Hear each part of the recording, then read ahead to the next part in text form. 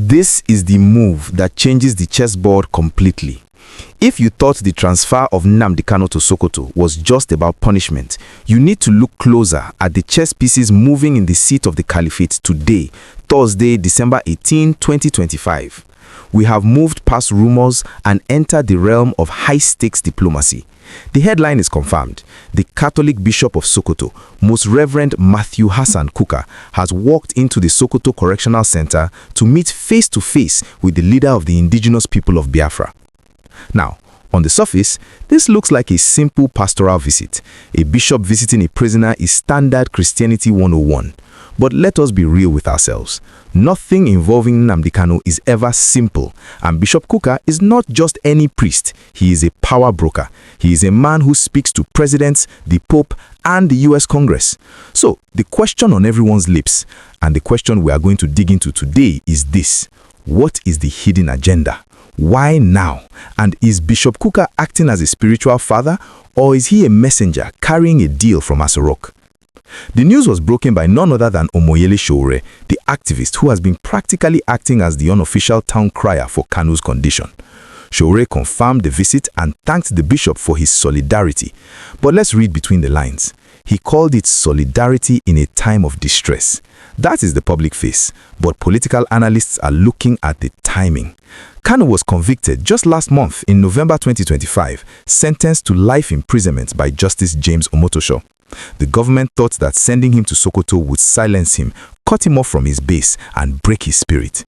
But instead, Sokoto has become the new pilgrimage site. First, it was Governor Alex Otti and Governor Ahmad Aliyu in late November. Now, it is Bishop Kukah in December. Do you see the pattern? The isolation strategy has backfired. Instead of being isolated, he is receiving the kind of visitors he couldn't even get easily in Abuja. But why Kukah, and why specifically now? Here's where the hidden agenda theory gets interesting.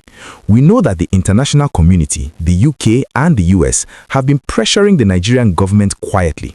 They are not happy with the life sentence. They are not happy with the Sokoto error of keeping a political prisoner in a bandit-ravaged zone. But the federal government cannot just release him without losing face. They need a middleman. They need a negotiator who has credibility on both sides. Is it possible that Bishop Kukah's visit is the beginning of a soft landing negotiation? Is he there to gauge Kanu's temperature, to ask him, if the door is opened, will you walk out quietly? We have seen this playbook before. When things get tough, the state sends the clergy. They did it during the June 12 struggle. They did it with the Niger Delta militants. The bishop represents a safe channel. He can tell Kanu things that the DSS cannot tell him, and he can tell the president things that Kanu's lawyers cannot say in court. You have to consider the location. Sokoto is the heart of the north.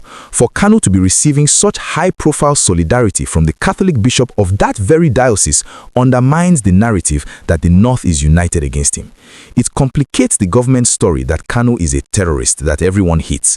If the bishop is sitting with him, praying with him, and discussing with him, it humanizes him in a way that court judgment cannot erase.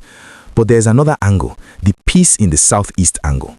We know that the southeast is still volatile. The government knows that a life sentence without a political solution is a recipe for endless crisis.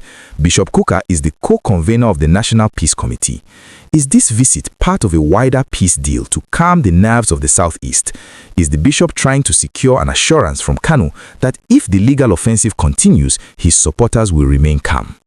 The optics of this visit are powerful.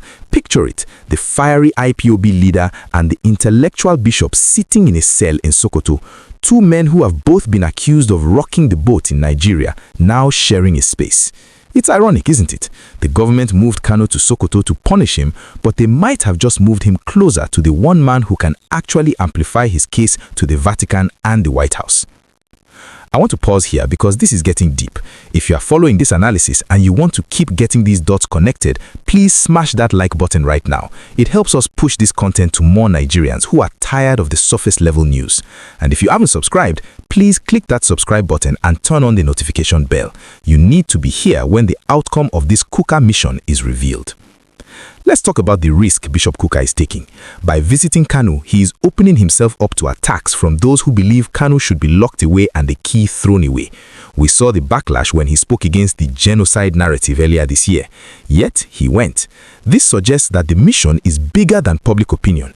It suggests that the stakes are high. Is it possible that there are fears for Kanu's health that the public doesn't know about? Is the bishop there to ensure that we don't wake up to a tragedy in custody? Sowore mentioned distress. That word is heavy. And what does this mean for the legal team? Aloy Jimako and the rest are fighting in court to get him moved back to Abuja. But if Bishop Kukah starts visiting regularly, the government might argue, see, he is fine. He has access to spiritual care. He is safe. Could this visit inadvertently strengthen the government's argument to keep him in Sokoto? Or will Kukah come out and say, I have seen him and this place is not fit for a man of his status? That is the testimony we are waiting for. We must also look at the silence of the presidency. Usually, when a high-profile enemy of the state gets a visit like this, the government spokespersons are quick to spin it. But today, there is silence. That silence is loud. It implies that this visit was likely cleared at the highest levels. You don't just waltz into a maximum security center to see a convict serving a life sentence for terrorism without Aso Rock nodding his head. That nod is the smoking gun of a hidden agenda. They want this meeting to happen. The question is why? Is it to show the world they are humane, or is it to open a back door for a political solution because the judicial route has reached a dead end? I really want to hear your thoughts on this hidden agenda theory. Do you think Bishop Kukah is there just to pray, or is he carrying a message from the president? And do you think Kanu should accept any deal brought by the bishop? Drop your comments below. The comment section is where the real debate happens. As we wrap up, remember that in Nigeria, the things that are left unsaid are often more important than what is said. Sowore has given us the headline, but the bishop holds the details. We will be watching closely to see if Kukah releases an official statement or he heads straight to the villa to brief the president. Until then, the Sokoto Trinity, the governor, the Sultan, and now the bishop seems to be the new guardians of Nnamdi Kanu.